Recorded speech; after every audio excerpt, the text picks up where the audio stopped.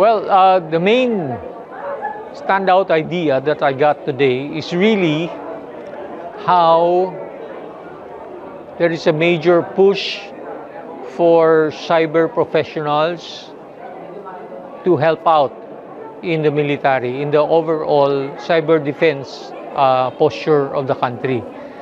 So that's one of the reasons why the Navy is present here.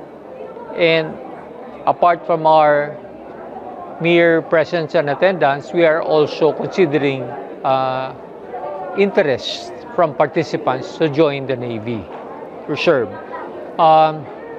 In particular, those who has cybersecurity expertise. So we're trying to beef up the cyber security capability of the military, and one good way would be enticing professionals to join the Navy.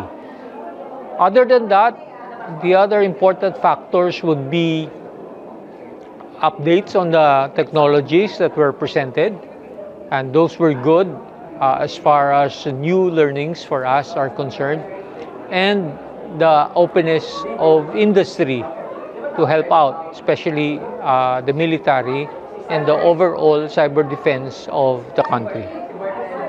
Well, our main activity nowadays is really teaching. So I teach cybersecurity courses and data analytics.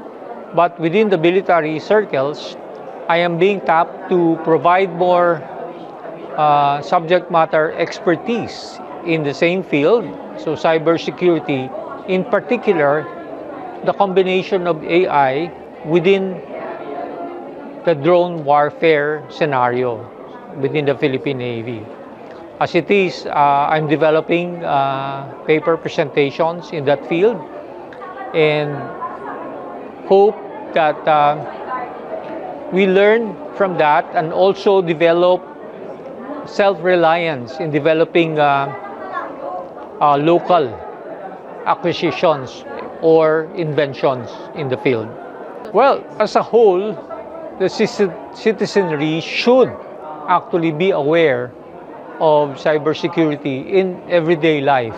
Like even in the use of Facebook, they should be conscious that of fake news, disinformation, and really of enticing offers that would actually subject them to very difficult situations where their personal identities are revealed and taken advantage by scammers.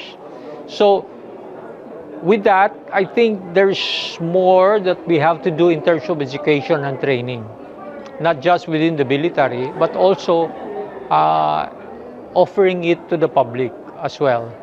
The people should know not to click on suspicious links and protect themselves from that. I myself is making an effort in my community to educate senior citizens on how to manage their Facebook, their emails, and not simply click if it's an inviting like free fuel from a certain gas company, but when you investigate the links, they're actually foreign links that are non-existent, that are only out to fish out information for you, to scam you in the end.